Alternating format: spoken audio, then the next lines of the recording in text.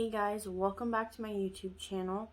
We have a ton of things to cover today. First off, I want to talk to you guys about my birth story. So I was induced at 41 weeks on May 4th. I went in around 7 p.m. They actually officially started the induction process around like 9.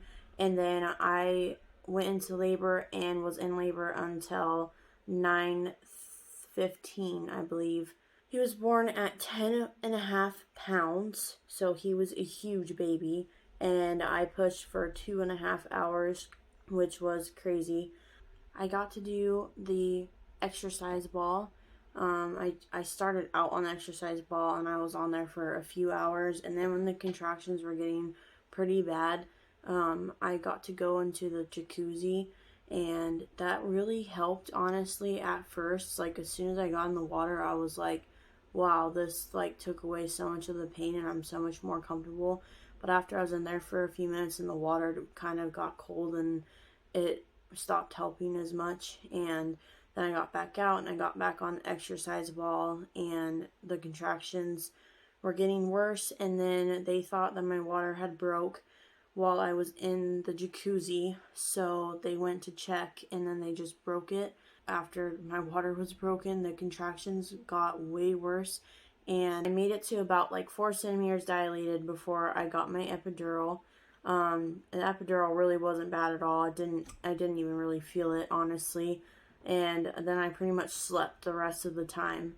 So honestly, the whole point up to pushing really wasn't that bad. After the birth, the pain was so much worse. No one tells you that after you have a baby, you're not just done. Like the baby doesn't come out and then you get to just stop and just like hold your baby and relax and try to like wrap your head around everything that just happened and stuff. It's not over at that point. And I got so mad because they were pushing on my stomach, getting, the placenta out and everything, getting my uterus to start shrinking. I don't want to go into too much detail because I don't want to gross you guys out, but like things were happening for a long time, not just the shot and getting stitched up and all that stuff. I only tore a 2nd-degree tear, so it wasn't that bad, but just the pushing on my stomach was so painful. Like, I wanted to punch the nurse that was pushing on my stomach, because not the doctor was pushing on my stomach, making sure that everything was, exiting the way it was supposed to while he was stitching up. And so he would stitch a few stitches and then he would push on my stomach and then he would stitch a few more and then he'd push on my stomach, and he just kept going like this. And then finally, after what felt like 35 million years, he was done. And I was like, just felt like, thank goodness, okay, it's over. It's actually over this time. But then the nurse was like, okay, I gotta check your blood flow, I gotta check your stomach. And so she comes over and she's pushing on my stomach again. And then she's like, okay, I have to come in every 15 minutes and do that. And so every 15 minutes after I was done with labor, someone was coming in and just pushing super hard on my stomach. It was just excruciating. It was terrible. I had to try really hard to get my mentality back in place before they moved us to the recovery rooms. And I was gonna actually have my baby and stuff, and my mom was gonna have to leave. My mom was there for the delivery and everything. Thank goodness they did allow that. So I had her. She came when I was first getting induced, and she stayed the whole night, and then she was there the whole day, and she was there through the whole delivery, and was helping with all that stuff. But as soon as they moved us into the recovery room and she helped us carry our stuff over, she had to go.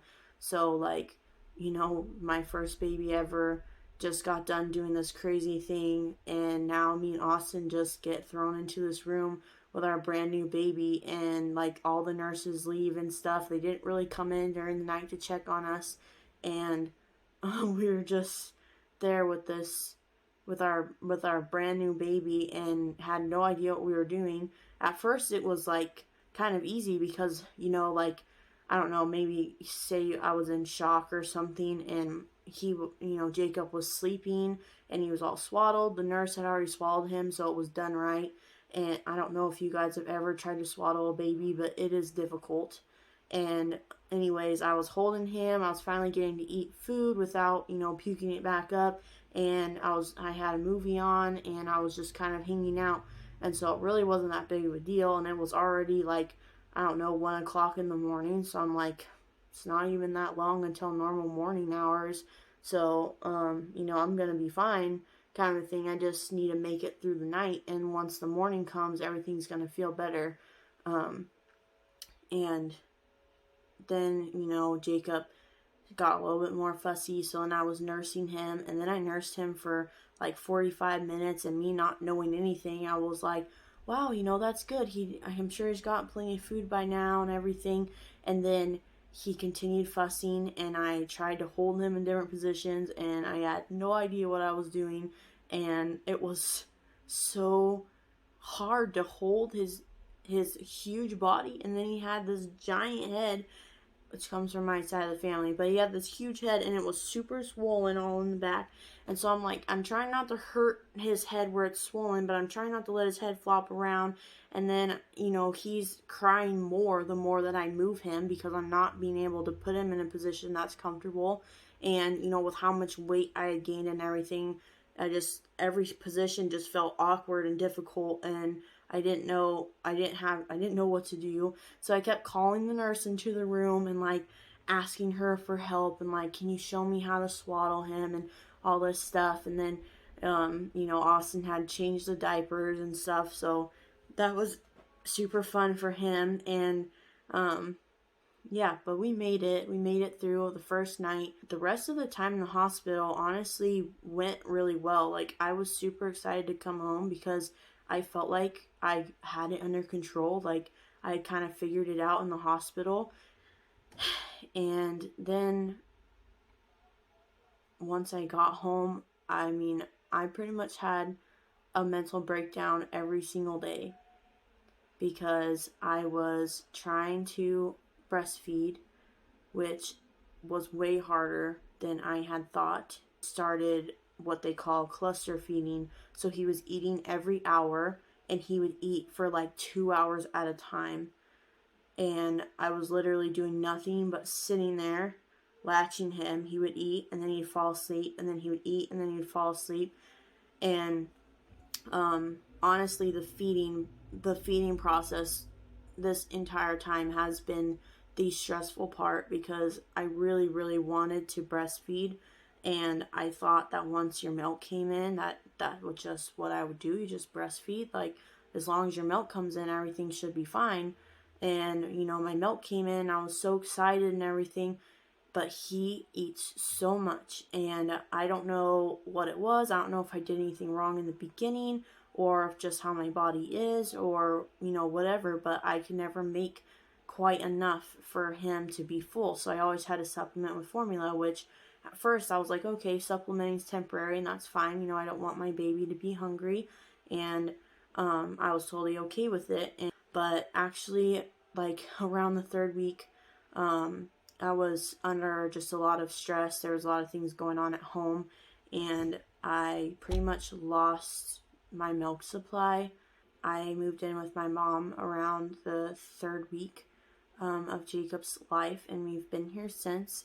Things have been really, really good, and me and Jacob are doing super well. My mom has been super supportive and helpful, and has really taught me a lot and taken so much of the stress away. And that kind of leads me into the second part of this, which is, what have I been doing as far as eating and exercise. So I actually did wait until my 6-week my 6-week appointment, to make sure that everything was healed up and there was no issues before I really started doing any exercises. Now that I had passed my 6-week appointment and everything was good and I got cleared, I have been exercising, not as often as I want to, but I'm slowly just trying to build in that routine and habit to get it going. I'm not trying to do anything super extreme. Just trying to build small daily habits to help me get there. And then as he's getting a little bit older and a little bit more independent, then hopefully things will continue to escalate and kind of pick up to where I can really get into a good routine.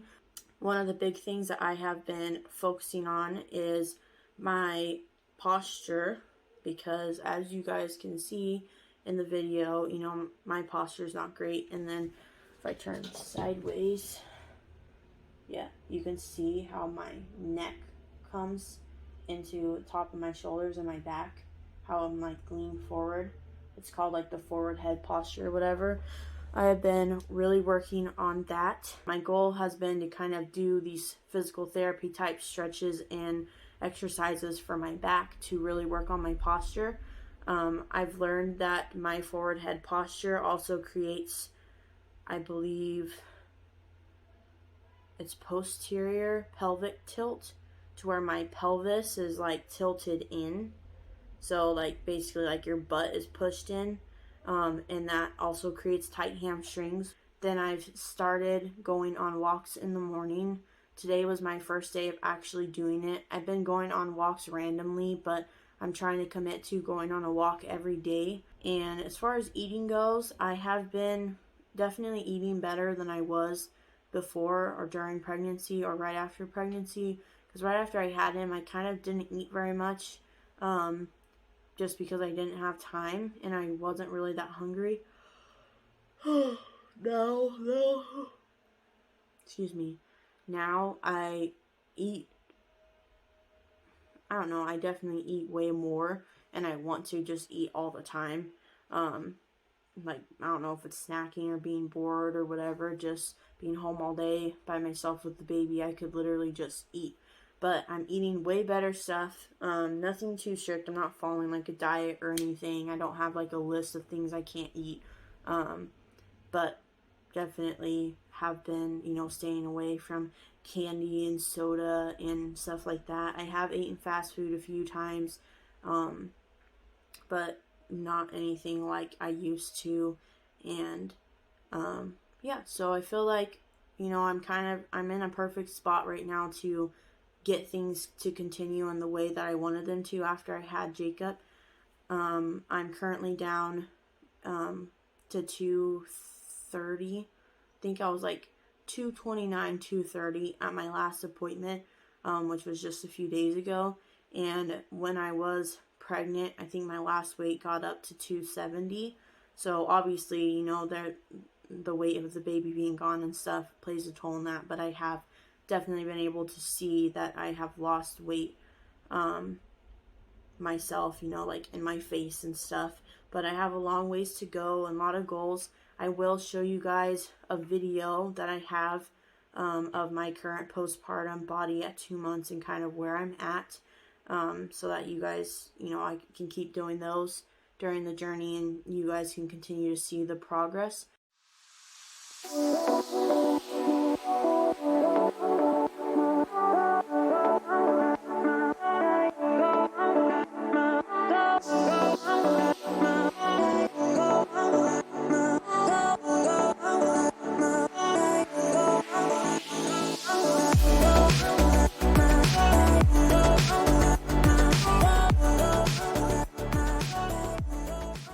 Thank you guys so much for joining me today. If you actually watched this video all the way to the end, good job. Sorry it was so long. Just kind of wanted to get that all out there, and it wasn't really rehearsed because I'm trying to hurry and get this done before he wakes up from his nap. But thank you guys for joining me. Thank you for watching. Thank you for supporting me. It means a ton, and I can't wait to see you guys at my next video to show you guys the new and improved progress that I'm making. See you later. Bye.